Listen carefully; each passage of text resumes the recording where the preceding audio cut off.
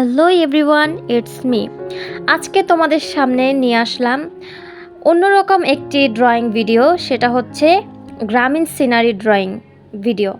Drawing আমি আগে করেছি, এটা আমি কালার করব। তো ফার্স্টে আমি কি করছি, আমি অরেঞ্জ কালার নিয়ে ঘরের যে টিনগুলো আছে সেগুলোতে আমি আগে কালার করে দিচ্ছি।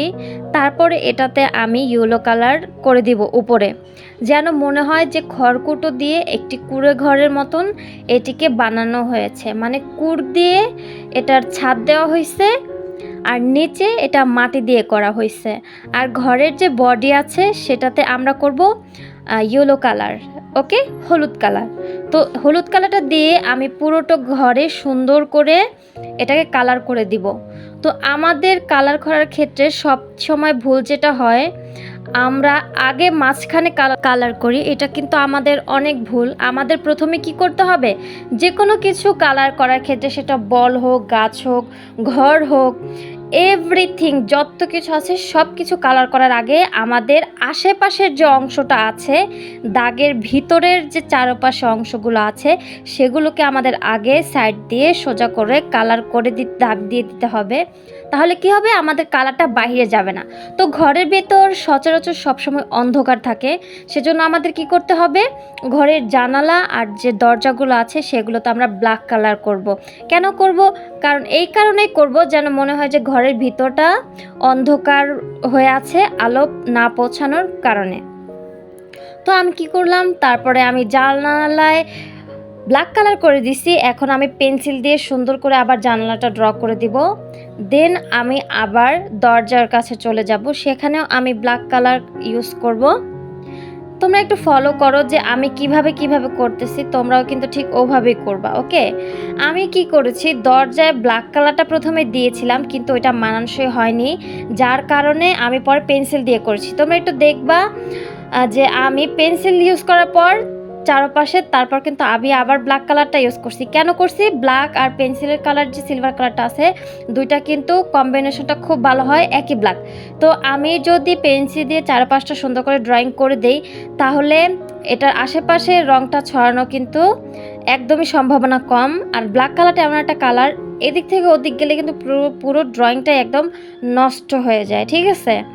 তো এখন আমরা কি করব, ঘরের নিচে যে মেঝে আছে সেগুলোতে আমরা যে হলুদ কালারের থেকে একটা কালার থাকে না, মাটি কালার, ওই মাটি কালারটা ইউজ করছি। দেন পুরো ঘরটা কালার করার পর তারপর আমি কালার শেষ করে তারপর আবার পেন্সিল দিয়ে ঘরটা ড্র করে দিচ্ছি যেন ওইটা দেখতে ভালো লাগে, ওকে।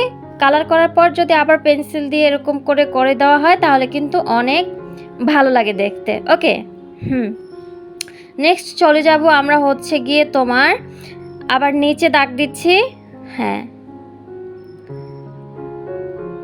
নিচে দাগ দেওয়া হয়ে যাওয়ার পর এখন আমরা গাছ যে আছে পিছনের কলা গাছ, সেটাতে আমরা কি কালার ইউজ করব, প্রথমে ইউজ করব হচ্ছে গ্রিন কালার, তারপর ইউজ করব হচ্ছে গ্রিনের থেকে ওই হালকা একটা কালার আছে, সেটাকে আমরা অনেকেই কলা পাতা কালার বলে থাকি, ওই কালারটা ইউজ করব।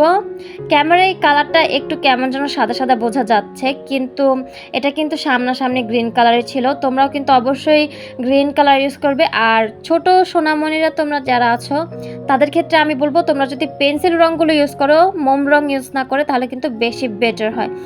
আমি অন্য কোনো টিউটোরিয়ালে অবশ্যই তোমাদেরকে পেন্সিল দিয়ে রং করে দেখাবো, আশা করি তোমাদের জন্য দুটোই সহজ হবে। দেখছো আমি কিভাবে আগে সবুজ কালারটা দিয়ে তারপরে কিভাবে কলাপাতার কালারটা দিচ্ছি। তারপরে আমরা চলে যাব খড়কুটো। এটা কিন্তু সেই খড়কুটো যেগুলো নাড়াপালা আর কি বলে, গরুদেরকে খাওয়ানো হয়। তারপরে ওই যে তোমরা দেখছো না যে ঘরের উপর যে টিনের উপর যে কালার করছি ওই রকম। তো আমি কি করছি, প্রথমে মাটি কালারটা দিয়ে নিছি, তারপরে হচ্ছে হলুদ কালার দিয়ে নিছি যেন মনে হয় একদম রিয়েল এই জন্য। তো আমার কালারিংটা তোমরা একটু ফলো করো, তাহলে বুঝতে পারবা যে আমি কত স্মুথলি কালারটা করছি। তারপরে খড়কুটোর উপর যেটা আছে সেটা আমি রেড কালার দিয়ে করে দিছি।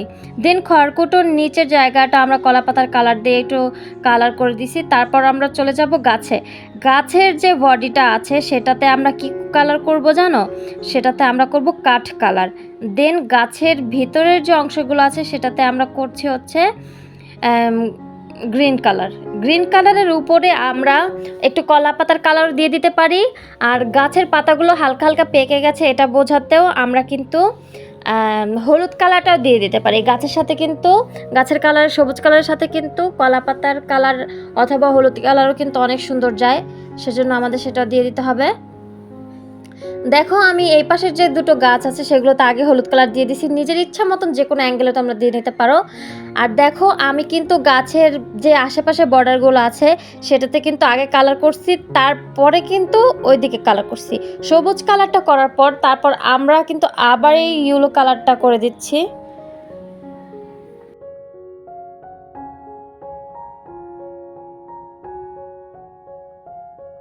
ইয়েলো কালারটা করার পর আমরা আবারও ঠিক একই প্রসেসে গ্রিন কালারটা ইউজ করে দিতেছি সব জায়গায়।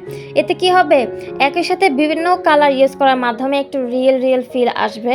আর বাচ্চাদের জন্য এত সহজভাবে একটা আমি ড্রয়িং কালারিং করছি যে সব রকমের বয়সের বেবিরাই কিন্তু যদি এই প্রসেসটা ফলো করে তাহলে পারফেক্টলিভাবে কালার করতে পারবে।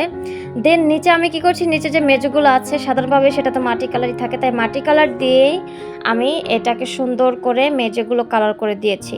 তো সোনামণিরা তোমরা কিন্তু অবশ্যই আমার পুরো কালারিং প্রসেসটা ফলো করবা, নিজে নিজে এঁকে তারপর ট্রাই করবা যে কিভাবে সুন্দর করে অন্যভাবে একদম নিখুঁতভাবে এটাকে করা যায়।